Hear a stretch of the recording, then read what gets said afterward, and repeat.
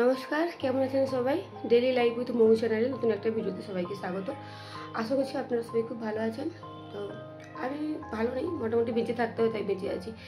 কারণ আমার নিজেরই শরীরটা খুব খারাপ, গলা শুনে বুঝতে পারছি। আর তার উপর আমার পরিবারের অবস্থা খুবই খারাপ। তো এক সপ্তাহ মতো হয়ে গেলে আমি কোনো ভিডিও পোস্ট করতে পারছি না। তো আজকে ভাবলাম আজকে একটু শেয়ার করি সব কিছু, তাই ছোটো একটা ভিডিও বানাচ্ছি। যদি ভালো লাগে ভিডিওটুকু দেখবেন। আর যেটা বলছিলাম, তো আমার তো শরীরটা ভালো নয়, আমারও এক সপ্তাহ আগে থেকেই এই সাইডে ইনফেকশন হয়ে গেছে। তার জন্য গলার ভয়েসটাও খারাপ, কথা বলতেও পারছি না, তার জন্য কোনো ভিডিও পোস্ট করতে পারছি না। এদিকে আমার বাড়িতে আমার শ্বশুরমশাইয়ের শরীরটা খুব খারাপ, এখন হসপিটালাইজড, একটা হসপিটাল থেকে ট্রান্সফার করে অন্য হসপিটালে ভর্তি করা হয়েছে। তারপর আজকে আবার আছে জন্মাষ্টমী। তো জন্মাষ্টমীর দিন সবার বাড়িতে খুবই বড় করে আয়োজন হয়, পুজো হয়। কিন্তু আমাদের এমন কপাল, প্রত্যেকবারই আমরা করি আয়োজন বড় করে, কিন্তু এই বছর আর সুযোগ হলো না। কারণ আমার শাশুড়িমা বাড়িতে নেই, শ্বশুরমশাইকে নিয়ে হসপিটালেই আছে। আর সবার মন মেজাজও খুবই খারাপ।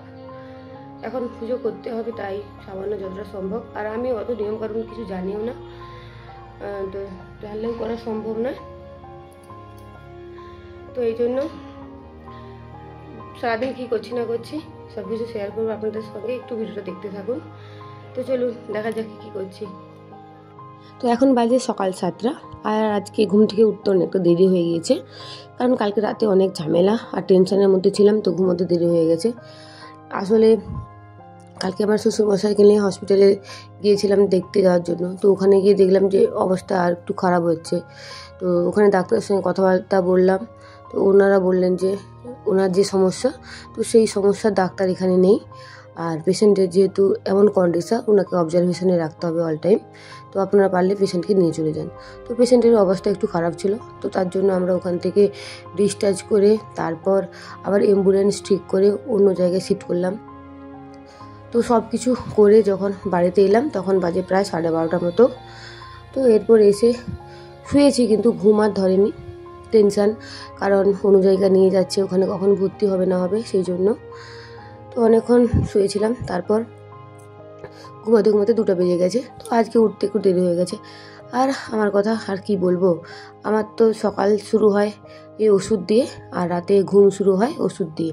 তো আমার লেগেই আছে রোগ জ্বালা। তো কি জানি কার কি নজর পড়ছে আমাদের এই পরিবারের উপর। একটা হাসি খুশি পরিবার, এইভাবে এক এক করে সবাই সমস্ত যন্ত্রণা ভোগ করছে। কি যে হচ্ছে দিনের পর দিন কিছুই বুঝতে পারছি না। এক সপ্তাহ আগে থেকে আমি ভুগছি রোগ জ্বালা নিয়ে, কারণ আমার বাম সাইডে কান এবং গলাতে ইনফেকশান হয়ে গেছে। তো তার জন্য আমি কষ্ট পাচ্ছি। তো এটা একটা সমস্যা। আমার নিজের গলা কথা বলতে খুবই কষ্ট, আর গলা দিয়ে আওয়াজ বের হয় না। তার উপর আমার বাবার মানে আমাদের শ্বশুরমশাই এইভাবে এরকম হঠাৎ করে অসুস্থ হয়ে গেল। সুস্থ মানুষ, কিন্তু হঠাৎ করে এমন অসুস্থ হয়ে গেল যে হসপিটালে ভর্তি করতে হলো।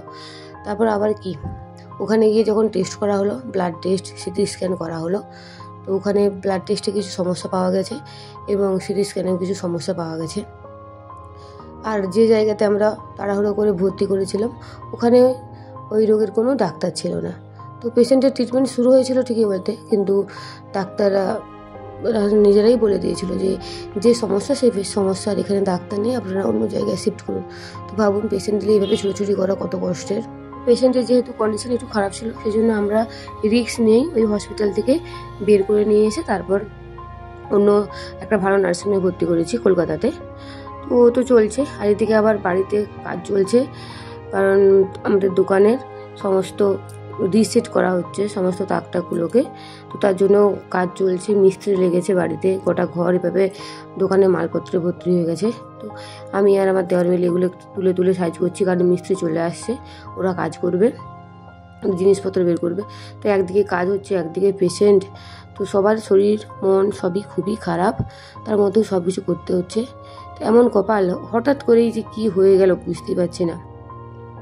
ভালো মানুষ, সুস্থ মানুষ, এমনও নয় যে বাইরের কিছু খাওয়া দাওয়া করে বা উল্টাপাল্টা কিছু খায় বা অনিয়ম করে, এমন না।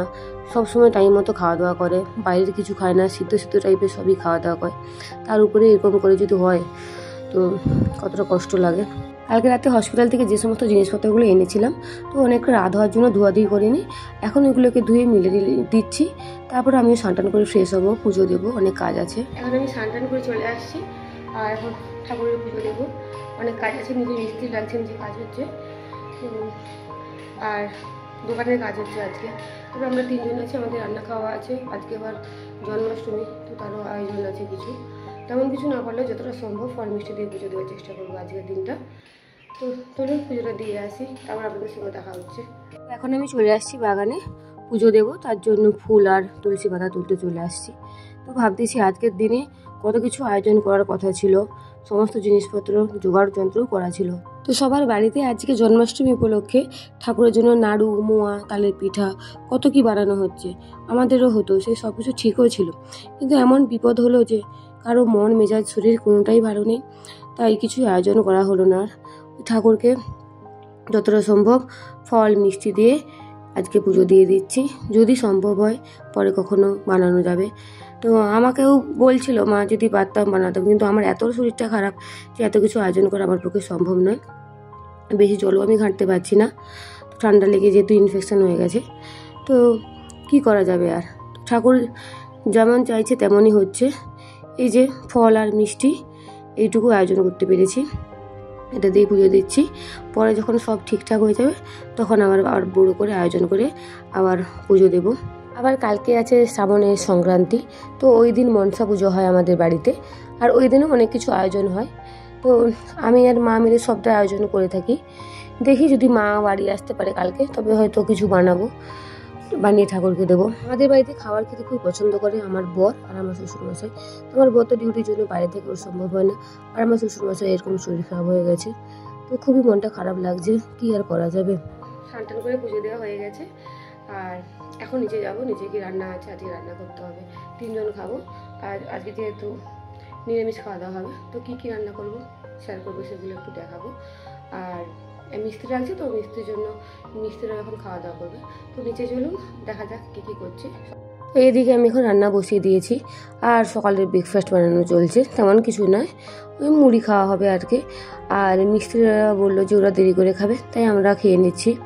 আজকে বিশেষ কিছু রান্না করব না। ভাইকে জিজ্ঞাসা করছিলাম কি খাবে, তো ও বললো যে বিশেষ কিছু করতে লাগবে না, পনির আলু দিয়ে একটু পাতলা ঝোল করাও আর আলু ভাজা বানাও।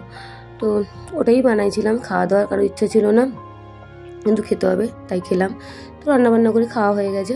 আর এখন আমি সকালবেলা যে পোশাকগুলো ধুয়ে মেরেছিলাম ওগুলাই এখন তুলে এনে ভাঁজ করছি, ভাঁজ করে রেখে দেবো, পরে আবার যখন লাগবে তখন বের করব। তো এইভাবে চলছে, ভালো লাগছে না, মন মেজাজও ভালো নেই, শরীরও ভালো নেই, তার মধ্যে চলছে। তো আজকে একটা ছোট ব্লগ শেয়ার করলাম। তো কেমন লাগলো ভিডিওটা একটু কমেন্ট করে জানাবে, যদি ভালো লাগে লাইক শেয়ার কমেন্ট করবে আর সাবস্ক্রাইব করে পাশে থাকবে। চেষ্টা করবো এরপর থেকে ডেইলি ব্লগ দেওয়ার, শরীরটা খারাপ থাকার জন্য দিতে পারিনি। তো দেখা হচ্ছে আপনাদের সঙ্গে পরের দিন অন্য কোনো ভিডিওতে। ততক্ষণ পর্যন্ত আপনারা সবাই ভালো থাকুন, সুস্থ থাকুন, আর ভিডিওগুলো দেখতে থাকুন, আর সাপোর্ট করুন, সাবস্ক্রাইব করুন, আর আশীর্বাদ করুন যেন আমাদের পরিবারের সবাই খুব তাড়াতাড়ি সুস্থ হয়ে যায়। ধন্যবাদ ভিডিওটা দেখার জন্য, বাই।